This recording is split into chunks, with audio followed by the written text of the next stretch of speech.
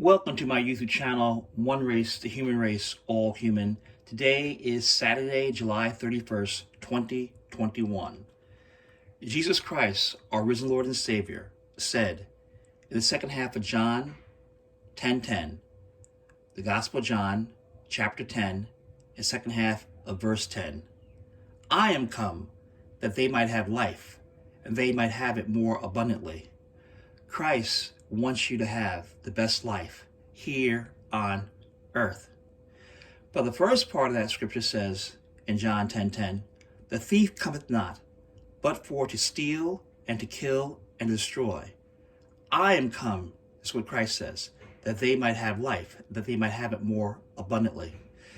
The thief, that's Satan, brings racism, brings inequality, brings confusion, brings hatred.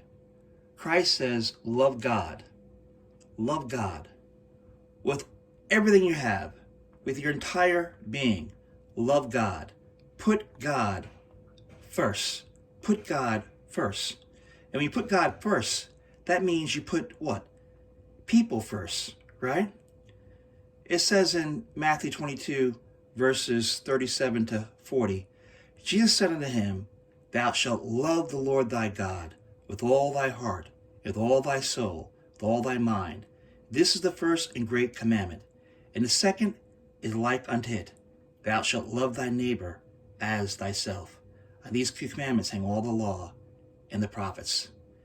In other words, we are to care for one another on this planet known as Earth. And everyone has a right to life, liberty, and pursuit of happiness. Well, there is a need based upon Article 1, Section 4, Clause 1 of the United States Constitution, which says, the times, places, and manner of holding elections for senators and representatives shall be prescribed in each state by the legislature thereof. But the Congress may at any time by law make or alter such regulations, except as the places of choosing senators. There is a need for a uniform process for federal elections.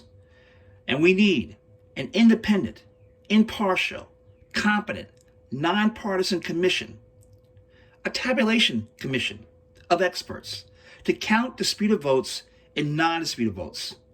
And from this nonpartisan, independent, impartial, competent tabulation commission of experts, we need them to certify elections, automatic certification of winners and losers based on the totals of undisputed votes and disputed votes that have been resolved by the independent, impartial, competent, nonpartisan tabulation commission of experts. Why do we need this? Because in Georgia, they have a racist law that can change, overturn the outcome of elections. In other words, ballots cast, let's say in Atlanta, they can say, oh, we're not going to count those ballots, and thereby cheat and steal elections. That's what's so racist about the Georgia bill. In America, this is a democracy. One person, one vote. Count all the votes. Whoever wins, wins. So again, Congress can pass a law of uniform process for federal elections based upon their Article 1, Section 4, Clause 1 powers. They are in control. They determine the time, place, and manner of holding elections. For what? Federal elections. That means United States House of Representatives. That means United States Senate. That means the President of the United States of America. Let us come together in a spirit of love and unity and the oneness of all humanity. For there is one race, the human race, and all people on this planet on earth have a right to life, liberty, and pursuit of happiness. The answer is love, agape love. That's a love that's concerned about all people everywhere. Compassion, concern. That means we want this Delta variant to be gone from the entire earth, all people everywhere. And that love, compassion, concern, the oneness of humanity may reign.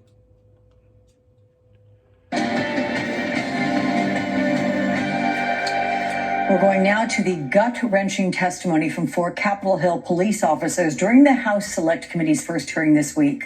Those officers sharing the emotional stories about the January 6th attack, along with the riot's physical and mental toll on them. Let's all take a listen.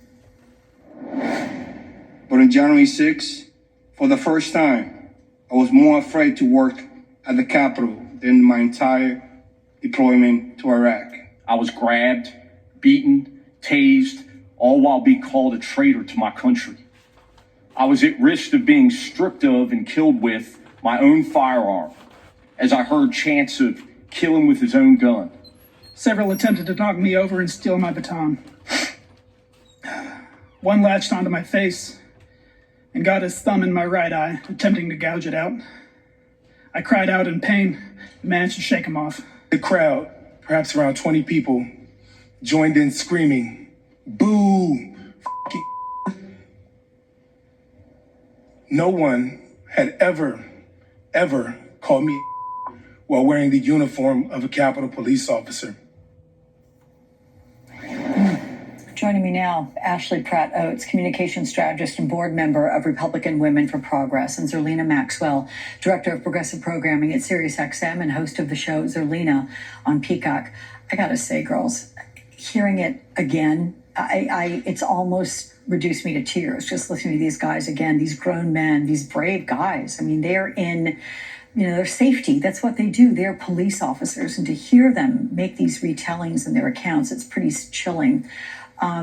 I imagine that's close to your reaction too, Zerlina. I mean, what about the disgusting racial slurs? We beat them, of course, and people can figure out what was being said.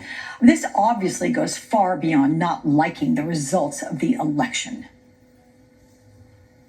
Of course it does, Alex. And I think that a lot of folks have been trying to make that point through the Trump years. Back during the campaign, I remember us landing on the description that Donald Trump was normalizing racism and making it okay again for people to go out and be overtly racist. I remember some of his rallies during the campaign in 2016.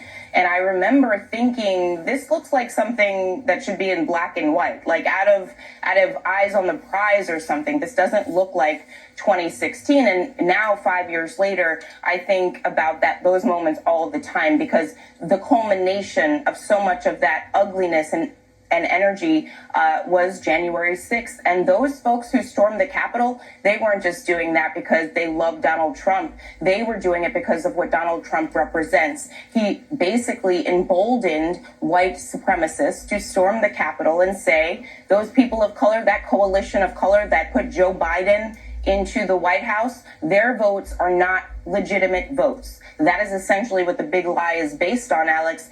And unfortunately, we're in a moment where the threat of this type of political violence is still here because you have an entire political party operating in bad faith that can't see on the screen what really happened, and they're still lying about it. Yeah. In fact, Ashley, several leading Republicans were asked if they had watched that hearing, and they said no. In a piece that you wrote for NBC News Think, you write, historically, Republicans have been the party that has proudly represented law and order. But while Republicans are still quick to declare their loyalty to law enforcement on the campaign trail, most of the party has become apologists for the rioters. As was noted throughout Tuesday's hearing, GOP members have refused to acknowledge that brutal force was used against officers during that riot at the Capitol and that police were themselves the target. How, Ashley, could Republicans hear that testimony and claim to be the party of law and order? How could they in any good conscience ignore that? Well, it's no surprise here, Alex, that the Republicans are living in an alternate reality, and one that is completely dangerous. They are trying to minimize, downplay, and distract from what really happened on January 6th. And that's because the longer this investigation continues, the more skeletons they're going to find in the GOP's closet, as pointed out by Zerlina. There's a history of racism and welcoming of white supremacy into the party. There's a history of violence against police officers.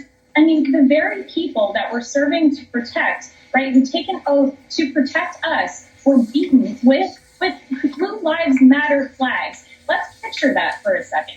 The party of law and order who says that they support law enforcement were using flags that say they support law enforcement to brutally beat them. That right there is a jarring picture and a disturbing one, and one that really happened on January 6th. So again, when these GOP members are saying that this was just a normal day at the Capitol and these were tourists coming to tour the Capitol, they were terrorists and they were traitors and they are Trump supporters. So right there, you have a real problem right now in the GOP, because the more they live in this alternate reality, the more dangerous and the more violent it's going to get with Trump as their leader. And also, while this was happening, the hearings I'm talking about, there were a handful of Republicans, as you both know, who held a press conference. They were demanding justice for those rioters who stormed the Capitol. They called them political prisoners. And the Washington Post's Dana Milbank wrote in an op-ed, the half dozen lawmakers, including Matt Gaetz of Florida, Marjorie Taylor Greene of Georgia, made explicit what has become more obvious by the day. Republicans stand with those who attempted a violent coup on January 6th. And it's not just the wingnuts. House Republican leaders held a news conference before the hearing, blaming January 6th not on seditionists, but on Capitol Police, and particularly House Speaker Nancy Pelosi. Zerlina, how and why are they defending these people and trying to turn this around on Nancy Pelosi? Well, they turn everything around on Nancy Pelosi. It's always going to be Nancy Pelosi's fault. Before that, it was Hillary Clinton, or they swap back and forth. Maybe they throw in AOC there. Any woman who has a strong opinion and values. But the bottom line here, Alice, is that the threat is still here. I think we have to go back to that point every time possible, because with the Republicans elected in Congress, that, by the way, Marjorie Taylor Greene wasn't even in Congress, and apparently her election results were fine. Just Donald Trump's were wrong. But I think that as long as you have folks like this in the Congress that are placating what those insurrectionists, their violence was for, you're going to have the threat of more violence, Alex. And I think that that's the thing that concerns me as we go forward, because every time Donald Trump puts a date on the calendar, law enforcement should stay on high alert for the potential for more violence. And as Republicans try to violently overthrow elections on the state level, they're legislatively trying to subvert election results by changing the rules for how those votes are counted. So it's a full court strategy right now for Republicans. They know that the demographics of the future are not in their favor. They're trying to rig elections so that they can maintain power. And I think that those anti-democratic actions need to be called out for what they are. Okay, Zerlina Maxwell, Ashley Pratt Oates, really important things you both said. Thank you. And all of you, be sure to catch Zerlina Maxwell's show. It's Zerlina. That's what it's called, of course, weeknights at 6 Eastern on the Peacock streaming channel, The Choice from MSNBC.